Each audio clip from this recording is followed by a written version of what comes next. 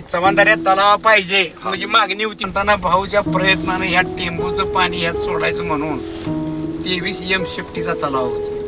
शेतीला फार फायदा होतो. भाऊ तरी शेवट म्हणायचं की लवकर होईना म्हणून तलावाचा विषय काढला म्हणजे भाऊ म्हणायचं दादा तलाव्यात म्हणते माझे जिवायला लागले.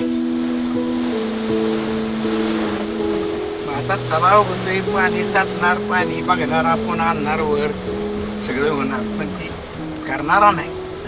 गावात मोठी मदत कुठली कुणी गेला तर तत्त काही थटला नाही ना. तिसऱ्या पिढीला अनिल भाऊच्या प्रयत्नानंच हा सगळं झालेलं आहे आणि ती पहिल्या पिढीला झालं नाही ती एक वेळा चांगलं समजतो आम्ही. कारण का पहिल्या पिढीला झाला असता तर पांडोड क्षेत्रात म्हणजे थोडकं पाणी मिळालं असतं पण अनिल भाऊनं टेंबूचं पाणी जसं या सोडायचं धरल्याबरोबर मोठं झालं ना. पाणी गावच्या पाण्याचा प्रश्न सगळा संपणार आहे. सिटीच्या पाण्याचा इतका संपणार आहे. आणि सगळं श्रेय अनिल भाऊला.